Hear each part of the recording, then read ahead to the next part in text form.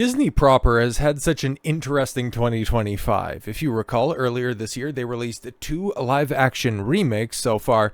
One would go on to be the highest-grossing movie of 2025, and the other would be not just the biggest bomb of 2025, but arguably the biggest box office bomb of all time. I think once we finally get the receipts on Snow White, we will be able to compare and run all the numbers, and I wouldn't be shocked if it ends up being the biggest bath that Disney or even Hollywood takes, full stop. But even though nobody wants to talk about Snow White anymore, because it didn't even do numbers on Disney Plus, which is hilarious, Rachel Zegler is finding new life being the star of London's equivalent of Broadway. She is the darling of the West End with her performances in Evita, and apparently they have been very well received by all of the machete dodgers over in London, and apparently, London Palladium hit. Evita could move straight to Broadway as Rachel Zegler and Jamie Lloyd cry, "Don't wait for me, Argentina." Now, in the lead up to this release, I can't remember when this all kicked off, but yeah, there were talks about soft ticket sales, and well, that ended up coming to fruition. But apparently, oh my God, man, she can sing so well, and it's so great, and so great that the biggest number was played in front of an audience on an empty street as opposed to the very expensive ticket buying audience, but whatever. Jamie Lloyd, is not prepared to sit on his hands and wait another 2 years to take the electrifying West End production of Andrew Lloyd Webber and Tim Rice's Evita, starring an unbelievably incandescent Rachel Zegler, to Broadway.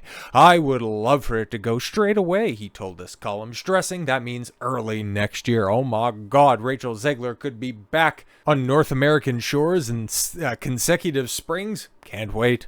Rice is in agreement with the director, telling Deadline that he wants to see Evita in New York as soon as it's ready to go. "We're not getting any younger, are we?" says the lyricist, nodding towards a composer he's known for more than 6 decades. Some connected to the show would rather wait until 2027, but Lloyd emphasizes that he's eager for 2026. "That's when I would like to go, as soon as possible, really," he said, a point that repeated to me several times on Tuesday night in the early hours of Wednesday following one of the biggest, buzziest London first night openings in years. I'll take your word on it. Then again, it's not like I'm combing the musical columns, to just check these reviews. I don't care. Lloyd reveals that he already has advisors checking out Broadway houses. He confirms that Michael Harrison and Lloyd Webber Harrison musicals would produce the Broadway transfer with Jamie Lloyd Company. Meanwhile, Keanu Reeves, Pedro Pascal, of course, Sarah Paulson, Ben Whishaw, Dame Ellen Page, who created the role of Eva Peron in Evita in 1978, Richard E. Grant, Dame Arlen Phillips, and other luminaries were in attendance for last night's opener. Where, yeah, Rachel apparently got her standing ovation, but we talked about this before. But I say all of that to say this, that yeah, talking about, bringing the production over to Broadway in 2026 or 2027 might not require Rachel Zegler, and for that, she might be a little bit pissed, Did Rachel Zegler snub her understudy, who earned a 5-minute standing ovation for replacing her in Evita? I'm just wondering, the moment that it was announced to the audience, it's like, Rachel Zegler will not be coming out for the other half of this performance. No, she's sick. Oh, okay. So do we wait, or do we do this Hulk Hogan style, and then just, if we're bitter, vengeful pricks on the internet, we'll just go ahead and drag out all of our critiques and jealousy and envy of somebody? Well, actually, this analogy falls apart because Hulk Hogan defined an entire medium and was successful for the better part of 60 years, as opposed to Rachel Zegler, who has never turned a profit at the box office. But no, apparently she's good in musicals, I guess. But if she's good and she can only get a standing ovation after the performance, what's to be said about her understudy getting a 5-minute standing ovation? Just wondering about that one. Rachel Zegler has finally addressed her mystery illness that took her out of production of Evita mid-performance in a way that some feel snubs her understudy in a cutthroat arena of West End theater. There we go. Where spotlights can expose more than just talent. Zegler's abrupt departure from the performance of Evita due to a mysterious health scare has unraveled into a tale of potential potential ego and overlooked accomplishments. What? You're telling me Rachel Zegler has an ego? No, I can't believe it. I need receipts.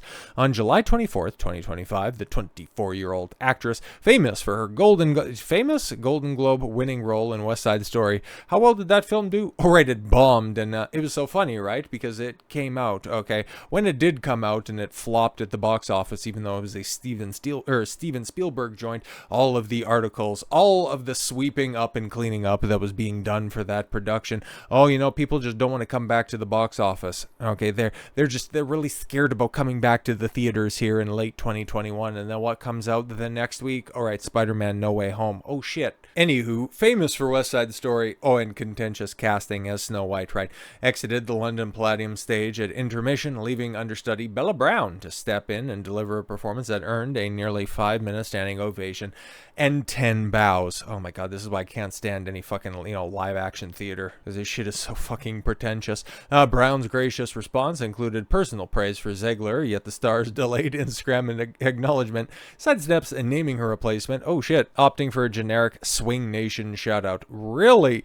The omission, coupled with Zegler's history of self-proclaimed narcissism, words are hard, has fans and critics alike questioning if jealousy is at play and whether this is a theatrical drama unfolding before our eyes. Yeah, because if her understudy comes out and overshines her, I think probably the most textbook example is Tom Brady replacing an injured Drew Bledsoe in 2001, and well, we know that the rest is history. If somebody who is of equal or greater talent comes in and replaces somebody of middling talent with a whole set of complications and professional baggage, who is a public relations ticking time bomb, you would have to think your position isn't quite as secured as you would like it to be. So in the evening of July 24th marked the grueling 2-day show for the Jamie Lloyd revival of Andrew Lloyd Webber and Tim Rice's Evita. Yes, with Zegler embodying the demanding role of Eva Peron. After powering through Act 1, Zegler vanished for Act 2, with an announcement citing illness as a culprit. Bella Brown, usually relegated to a minor part of the mistress, seized the moment, tackling the lead with aplomb. Her balcony performed Don't Cry For Me Argentina, projected via video to the audiences, and left theatergoers everywhere in awe, culminated in an ovation that highlighted her undeniable prowess. Brown, who had only led the show once prior as an alternate, responded on Instagram stories with humility and warmth. Oh, see, these are concepts foreign to Rachel, emphasizing the importance of understudies while specifically calling Zegler my angel Regzeg. Yo, that sounds like secret code if you're making some black market deal. Yo, you got any of that Regzeg? Oh yeah, that shit'll make you act like a fool for like 3 hours straight. All right. This direct affectionate nod stood out as a classy gesture. Yes, something that's not normally, said in the same sentence as Rachel Zegler, but okay. Praising the absent star by name and underscoring the supportive spirit Brown brought to the crisis. Zegler bounced back remarkably fast, resuming her role the next day and posting jubilantly about her return. However, the first public address of the incident came on July 26th via Instagram stories. Yeah, probably after Jake Lloyd came out and said, hey, say something about your understudy, bitch. And she's like, meh. He's like, you better fucking do it if you want to come across the pond. You want to go back to Broadway. Cannot describe the love in this building every night, but today in particular, I am in awe of this company. The way they came together and never leave anyone behind. That's fucking hilarious in context. We truly hold each other's hands throughout each number, act, and show. The results speak for itself. Well done, Swing Nation. She proceeded to tag other swings, Nathan Lewis, Fernand, Christiane Shaw, and Mila Carmen, but glaringly omitted the one who replaced her and helped her out in a moment of need. The very person, who just salvaged a performance. Because, to just make other analogies. Michael Jordan, Game 6 against the Utah Jazz, the legendary flu game. Brett Favre, the day after or the night of his father's passing, putting on an all-time performance. Kobe Bryant not missing a single game after multiple injuries, and also, 2012? All-Star game when Dwayne Wade broke his nose, didn't miss a single game, or blowing out his Achilles tendon and then demanding not to be taken out of the game until he takes his 2 free throws. But no. Rachel Zegler had a tummy ache. and she just about cost an entire performance. What a fucking diva, man. Yeah, but the contrast couldn't be starker. While Brown went out of her way to laud Zegler personally. As my angel, Zegler's response lumped Brown into the anonymous Swing Nation, seemingly diminishing her individual triumph. And yeah, history of self-proclaimed narcissism. We've went over that ad nauseum. Yeah, she's a horrible, awful individual who has consistently thrown anybody and everybody that she can under the bus in an attempt for self-gratification